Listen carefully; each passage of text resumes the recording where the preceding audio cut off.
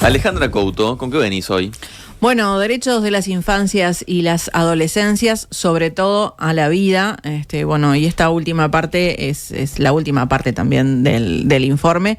Pero bueno, todo esto es en el marco del 20 de noviembre, que es el Día Mundial de la Infancia, recordando dos fechas claves, ¿no? Por un lado, la Declaración Universal de los Derechos de los Niños, que esto fue en 1959, y por otro lado, la Convención sobre los Derechos del Niño, que fue en el 89, en 1989. Este día marca como un compromiso internacional entre varios países para proteger los derechos de los niños, asegurando su acceso a la educación, a la salud, a la protección, la posibilidad de que sus voces sean escuchadas. Y esto está muy bien porque en el informe, en el recorrido que vamos a hacer, en varias oportunidades se escucha las voces de los gurises. Los estados tienen la obligación de tomar las medidas necesarias para garantizar estos derechos.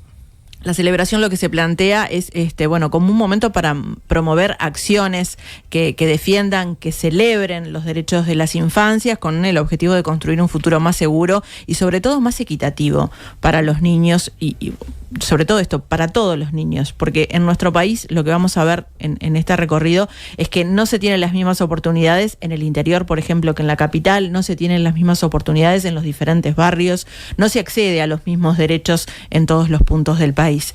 Desde la entrada en vigor de la Convención ha habido avances significativos en la protección de las infancias en todos los países, en el nuestro también, es como que se toma conciencia de esto. Y bueno, desde el Fondo de las Naciones Unidas para la Infancia, desde UNICEF, indican que hay un creciente reconocimiento de lo que es la importancia de crear un entorno seguro que proteja a las infancias de la explotación, del maltrato, de la violencia. Destacan que hay una creciente conciencia sobre la necesidad de justamente crear entornos seguros que protejan a los gurises, ¿no? El tema es que esto se logre, que sea para todos los gurises por igual, es lo más complicado, ¿no? Y para ahondar, me gustaría compartir un video que lanzó UNICEF este 20 de noviembre con justamente la voz de los chiquilines, con los protagonistas nuestros, con los protagonistas uruguayos.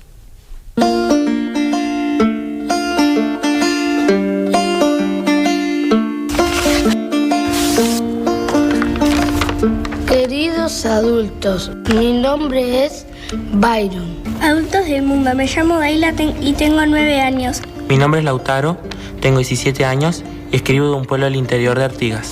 Queridos adultos, me llamo Corina, tengo 16 y vivo en Montevideo. Hola, soy Benjamín. Yo quiero que este mundo sea mejor, que no haya maltrato infantil. Para el futuro me gustaría que haya menos animales en peligro de extinción, menos contaminación. A mí me gustaría que en el futuro no le peguen a los niños, ni que nunca les falte un plato de comida a ningún niño, ni un techo. Quiero que todos los niños que están en guerra dejen de morir y puedan vivir felices. Más plazas seguras, hospitales, escuelas y supermercados. Les quiero pedir, por favor, que donen frutas a los médicos para los niños enfermos. Un futuro al que deseo apuntar, y confío en que hacia allá nos dirigimos, se centra en una mayor comprensión de la salud mental que los jóvenes viven. Para los niños quisiera que pudieran ver el cielo azul, que puedan tener derechos a estudiar, a no ser maltratados y a verse a su familia. Un futuro donde la educación sea tocan como muchísimos puntos centrales los gurises. El video es más extenso y la verdad que escuchar estas voces con tanta conciencia social emociona un montón, ¿no? Y una de las grandes preocupaciones en nuestro país tiene que ver con la alimentación. Los gurises lo mencionaban recién. La pobreza infantil no se ha podido reducir aquí en Uruguay. Esto incluso lo ha dicho la propia ministra Susana Arbeleche. Es alta la pobreza infantil. De hecho, ha aumentado, ¿no? Exactamente, se encuentra entre las más altas de la región, ¿no? 1 de cada 5 niños, niñas y adolescentes en nuestro país vive en hogares bajo la línea de la pobreza y la tasa de pobreza infantil duplica la de adultos. Según el último informe del INE, arroja esto que vos decís, Sofi, ¿no? Esto se dio a conocer, recordemos, el 24 de septiembre. La pobreza de niños, niñas y adolescentes, o sea, de 0 a 17 años, es más alta, crece desde el 2019. Durante los primeros 6 meses del 2019, esa franja etaria estaba en el 15.4% de pobreza y ahora en el 2024 subió al 16.9%. Esto ha sido durante todos estos últimos años, durante todo este periodo. Si ponemos el foco en inseguridad alimentaria, según los datos relevados por la encuesta continua de hogares del Instituto Nacional de Estadísticas, correspondiente al 2024, en 137 de cada 1.000 hogares hay personas que sufren en 2024 inseguridad alimentaria moderada o grave. Esto se dio a conocer ahora, hace muy poquito. Este informe es elaborado con el MIDES, con el Ministerio de Salud Pública. La directora del Instituto Nacional de Alimentación, María Rosa Curuchet, en rueda de prensa, el día de la presentación de estos datos, remarcó que la inseguridad alimentaria se mantiene como un problema prevalente en el país y comentó que esas mayores prevalencias se observaron en hogares que están integrados por menores de 6 años, menores de 18 años, en la región centro-este, o sea, en el interior del país. Y bueno, estos ingresos se encuentran justamente en el primer quintil. Escuchemos un fragmento de lo que decía ella en esta presentación de datos.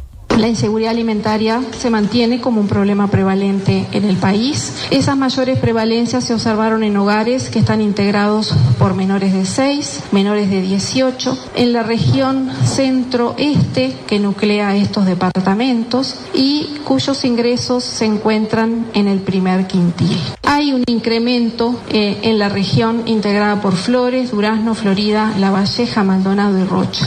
Y como contracara a nivel también de regiones, hay una disminución significativa de Montevideo comparado a nivel nacional, pero también cuando miramos la región de Montevideo y Canelones con respecto a años anteriores.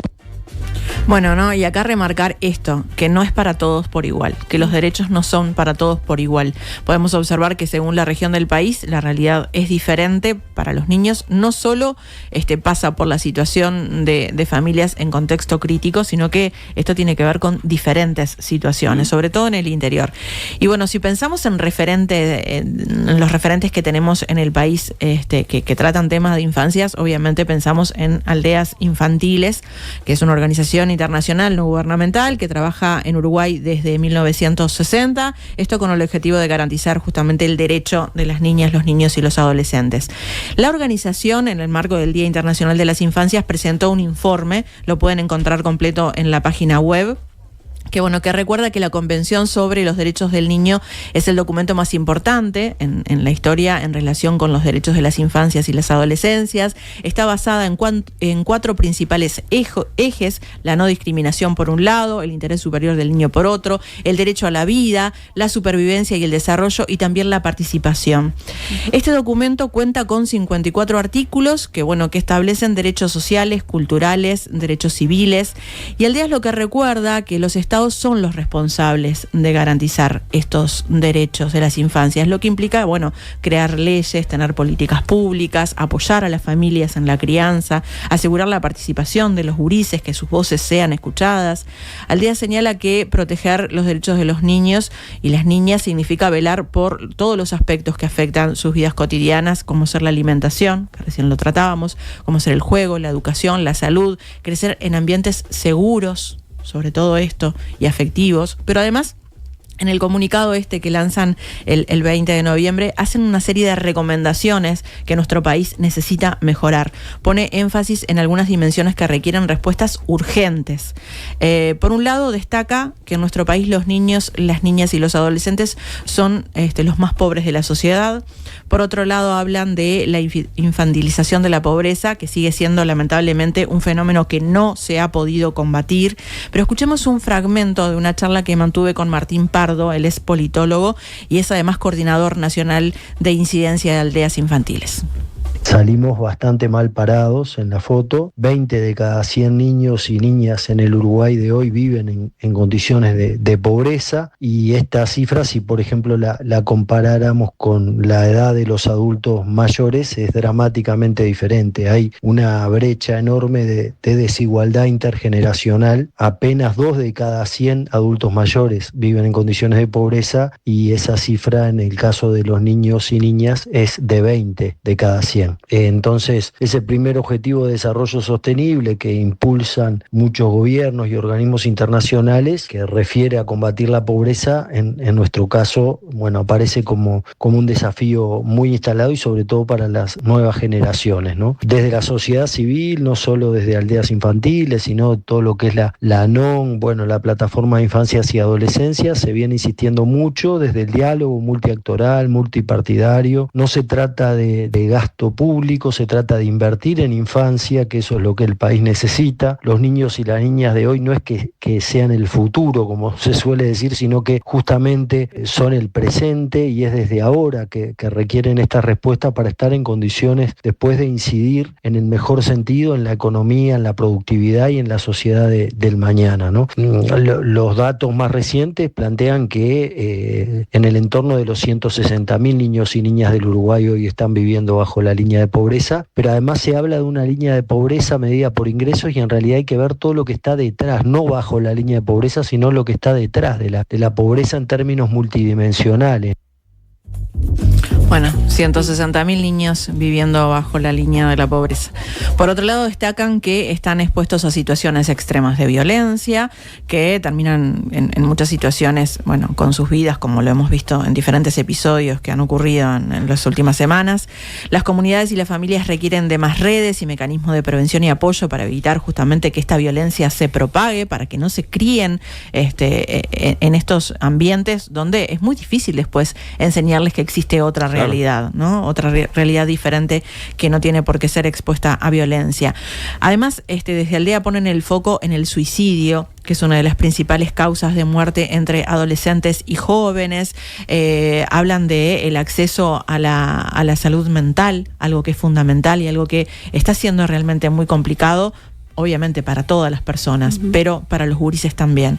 Y en los 2 últimos puntos señalados como urgentes, destacan las altas tasas de niños y niñas que están en el INAU por protección, que están bajo el Instituto del INAU. Así que escuchemos otro fragmento donde menciona esto en particular. Para Aldeas Infantiles, que tiene más de 60 años trabajando en el Uruguay, en particular es esencial profundizar todos los esfuerzos tendientes a reducir los dramáticos números vinculados a niños, niñas y adolescentes que hoy viven bajo las modalidades de cuidado institucional, ¿verdad?, o residencial. El Uruguay tiene también cifras alarmantes en lo que son chiquilines, chiquilinas que no tienen la posibilidad hoy de vivir en entornos familiares y comunitarios. Lamentablemente se ha atendido desde la política pública a una respuesta que tienda justamente a incluir a estos gurises en las instituciones, y nosotros estamos convencidos como organización, pero también hay abundante evidencia que sostiene que hay que desplegar esfuerzos en términos de políticas sociales en el territorio para acompañar, para construir capacidades en esas familias de sostener el cuidado de los niños y las niñas y no llegar a situaciones extremas de pérdida del cuidado que después lamentablemente hacen que estos chiquilines vivan estigmatizados por el formato de cuidado institucional. Por lo tanto, aparece como un reto muy fuerte el derecho, digamos, a la convivencia familiar y comunitaria, algo que el Uruguay, más allá de que en este periodo que está cerrando el actual INAU, pero ya desde el anterior, se ha planteado como proyección estratégica reducir las cifras de cuidado institucional, cosa que lamentablemente no se ha logrado. Bueno, y desde Aldeas Infantiles también mencionan lo que tiene que ver con finalizar la educación obligatoria. Nosotros lo que hemos visto en este último periodo es que muchos gurises terminan el año porque no se los puede hacer repetir, pero el foco no debería de estar ahí, y los gurises la tienen clarísima. Ellos saben exactamente qué es lo que se necesita en educación para motivarlos y para que sigan estudiando, y justamente sobre eso hablé con Pardo, y él destaca esta importancia de escuchar a los chiquilines y nos hace llegar partes de los reclamos que tienen los estudiantes, los gurises, en cuanto al acceso a la educación.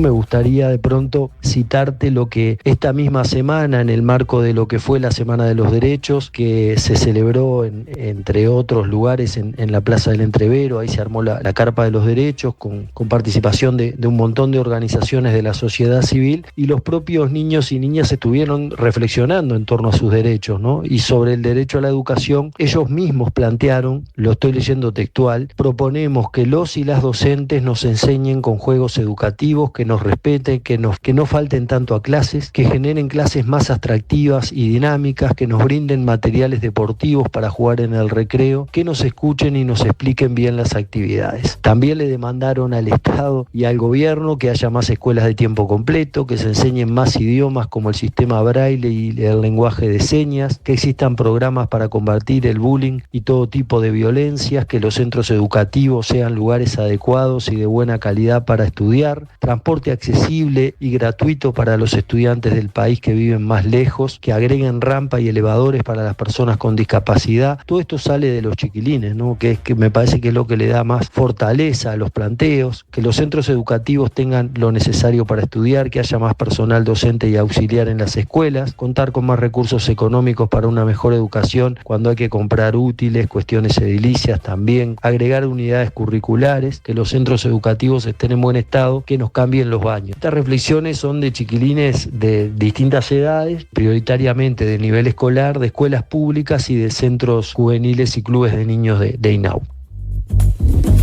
Estábamos haciendo un repaso mientras escuchábamos el reclamo de los gurises, tantos reclamos que hemos escuchado, ¿no? Que tienen que ver con temas edilicios, que tienen que ver con la accesibilidad, que tienen que ver con las auxiliares de servicio que tanto hicieron falta durante la pandemia. Reclamos que en muchos casos son básicos, ¿no? Que nos respeten, que los liceos estén en buen estado, que hayan rampas para que puedan entrar los alumnos con discapacidad. Exacto. Bueno, y si hablamos de crecer en ambientes seguros, otro de los derechos que el Estado le debe garantizar a los gurises, según el último informe del Sistema Integral de Protección a la Infancia y a la Adolescencia contra la Violencia, el CIPIAB, esto no se estaría cumpliendo. Desde el 1 de enero del 2023, hasta el último día de diciembre del 2023, existieron 8.157 situaciones de violencia contra los gurises. Esto lo que representa es un aumento de un 9% si se compara con el año anterior. Por lo tanto, no se está accediendo, por lo menos un 9% de este aumento así lo indica. Se traduce en unas 22 situaciones de violencia hacia las infancias y las adolescencias por día. Para hablar de la violencia que se vive contra las infancias, me comuniqué con Ximena Gianni, que es de la organización de la sociedad civil Renacer, es integrante del PIAS, de la Plataforma de Infancias y Adolescencias, y esto nos decía. Lo que está sucediendo durante el 2024 no está cuantificado, eso se verá el siguiente año, y también es importante comentar que el CIPIAB puede medir y atender y dar respuesta y ayudar a conocer algunos números en relación a algunos tipos de violencia, como es el abuso sexual, la negligencia, el maltrato físico, el maltrato emocional, la protección sexual en niños, niñas y adolescentes. En relación a la distribución espacial en el territorio nacional es dispar y también no hay como números muy claros en relación a eso. Sí sabemos en la experticia de las organizaciones de la sociedad civil, en el trabajo diario, en la atención directa, que hay algunos departamentos del territorio nacional que presentan serias dificultades porque también están atravesados por ciertas situaciones de violencia y también coyunturales, geográficas y culturales que responden a otro tipo de alarmas, ¿no? Como por ejemplo los casos, las fronteras secas, ¿no? Como el caso de Rivera, Chuy, donde hay algunas violencias que están más instaladas y donde hay una mayor demanda y una mayor denuncia en relación a estas. Por otro lado, algo que venimos como reivindicando de la Plataforma de Infancias y Adolescencias es la violencia territorial, la violencia comunitaria. Y en esto no hay hoy recursos, ni organismos, ni programas que estén midiendo el impacto de esta violencia en niños, niñas y adolescentes en relación a la violencia letal, por ejemplo. Sí, se puede constatar en algunos números en relación a la atención en puerta de emergencia del PDD Rosell, por ejemplo.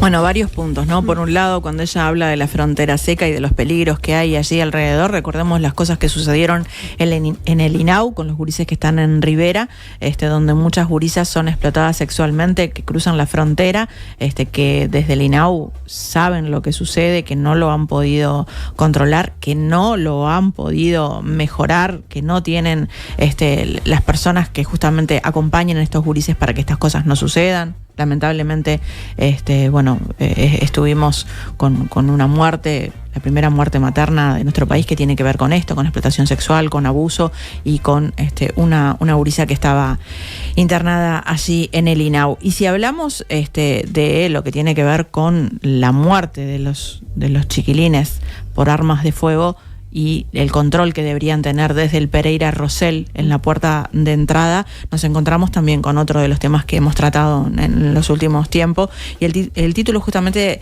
del informe hace hincapié en esto, en el derecho a la vida, ¿no? Ellos lo que piden es la creación de un observatorio que pueda medir, que pueda cuantificar la cantidad de gurises que pasan por el Pereira por estas situaciones de violencia, tanto de armas de fuego como de armas blancas, que también dicen que es una de las problemáticas, como para tomar una dimensión y para poder hacer algo, porque si no se tiene un número concreto, si no se tiene una realidad concreta, es muy difícil mejorarlo, ¿no? Desde el PIAS están haciendo un relevamiento con la cantidad de niños, niñas y adolescentes que son víctimas de episodios violentos con armas de fuego. Cada vez que hay que lamentar un episodio de estos, desde el PIAS nos mandan a nosotros a Nada que Perder una placa lamentando la situación, y están contabilizando entonces la cantidad de gurises que están siendo víctimas. Según nos decía ayer Fernando Olivera, que es del CIPUS, que también pertenece a la plataforma del PIAS, desde el 17 de mayo que comenzaron con estas placas, 17 de mayo de este año, 13 menores de 0 a 18 años fueron baleados en estos meses, que son unos 6 meses, y 17 menores fueron asesinados. O sea, es un problema que está realmente latente. Y Jimena Gianni también se refirió a este relevamiento. Hay una carencia respecto a los datos y a informes o investigaciones que puedan dar cuenta en relación a todas las violencias que padecen los niños, niñas y adolescentes. Pero en el caso de las adolescencias hay una investigación muy interesante que realiza un grupo investigador en relatos de muerte, donde también hemos estado bastante en contacto con Gabriel Tenenbaum y Mauricio Fuentes, por ejemplo, donde se puede focalizar las situaciones de personas entre 14 y 17 años víctimas de homicidio, en esto de los contextos de enfrentamiento o ajustes de cuenta, mal llamados ajustes de cuenta, donde se pueden focalizar, hay algún mapeo, donde se puede focalizar este tipo de situaciones, principalmente dentro del departamento de Montevideo, en los barrios más carenciados, los barrios vulnerables a nivel socioeconómico y que representan la periferia de la capital de nuestro país. A nivel de Estado, políticas de Estado que puedan dar respuesta a estas situaciones, hay una carencia en relación a eso. Mauricio Fuentes, por ejemplo, en el primer Congreso Nacional de Infancias y Adolescencias, en el cual estuvo interviniendo una de las mesas de violencia en territorio, mencionaba las dificultades que se habían tenido en los últimos años de acceder a información vertida por el Ministerio del Interior. Quizás en esto de poder generar diálogos y establecer la cooperación por los distintos actores, ¿no? Ministerio del Interior, Fiscalía, los distintos programas, organismos que trabajan sobre la atención y el relevamiento de situaciones que hacen a las situaciones de violencia hacia niños, niñas y adolescentes, sería importante generar como mayor conexión. A nivel hoy de respuesta hay carencias, las carencias también se van como identificando de forma distinta, porque a nivel nacional hay otras interseccionalidades que hacen a la situación de la violencia hacia niños, niñas y adolescentes, y hoy lo que estamos viendo más presente también fueron estos 2 últimos infanticidios vicarios que se dieron en el departamento de Montevideo y de Minas, y eso también lo vemos con gran preocupación, y no hay hoy a la fecha respuesta en relación a eso de forma de abordaje, pero fundamentalmente de prevención a estas situaciones. Bueno, y el que se refirió a este tema, a los episodios de violencia que involucran armas de fuego, que tienen que ver con los menores, fue el director del Hospital Pereira Rosell, Álvaro Galeana. Esto lo dijo en mayo, o sea, antes de que saliera este informe del CIPIAB, que lo que dice él es que se verifica en este centro asistencial un crecimiento sostenido de niños heridos por armas de fuego. Él habla de un incremento bastante importante, y esto lo que generó es un cruce con el ministro del Interior, con Martinelli, donde Martinelli decía que no coincidían los números con el Ministerio del Interior. Bueno, Galeana optó por no hablar más al respecto, incluso ha dicho esto a la prensa porque no quiere politizar el tema. Había audios con las declaraciones de Galeana hablando de esto y poniendo el foco en que había un crecimiento sostenido. Estos audios ya no están más en la web, se levantaron de portales de noticias, pero sí hay una entrevista que le hizo Arriba Gente de Canal 10 en febrero a Galeana, cuando él ya hacía referencia a esto. Un herido bala en un niño era la excepción. Hoy es más frecuente verlo, es algo que nos preocupa muchísimo, que también implica toda una disponibilidad de un bloque quirúrgico, un centro quirúrgico que atienda inmediatamente a estos chiquilines, un CTI que esté disponible en el momento que llega ese niño, que está en general es niño grave, y todo lo que implica de estrés y de exigencia al servicio, al hospital, porque primero no estamos acostumbrados y segundo, cuando ocurren estas cosas empieza a haber un movimiento allí de gente que pregunta por el niño, que cómo está, y no sabemos quiénes son, no sabemos si están vinculados al problema de que digan quién fue o quién no fue, el niño diga quién le tiró y quién no le tiró, de dónde vino, y eso no estamos acostumbrados. Yo no sé si es por la época del año o por la época que estamos viviendo en cuanto a lo que son las balas, y a que son los disparos, y a que son las... ¿Son situaciones fuera del hogar generalmente que se dan? ¿La información la tienes? No, a veces no. ¿Adentro del hogar también? Sí. La mayoría son balas adentro del hogar o adentro o en el contexto donde está el chiquilino, o sea, no adentro de su casa, pero sí en el barrio.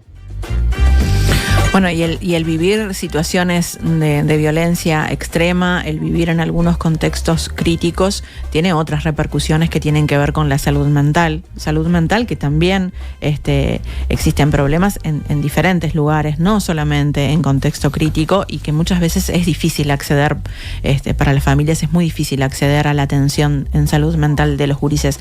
Así que estaría bueno reflexionar, como para cerrar el informe, reflexionar sobre esto, ¿no? Sobre cómo están nuestros gurises en cuanto a salud mental por un lado, y por otro lado, cuánto los escuchamos.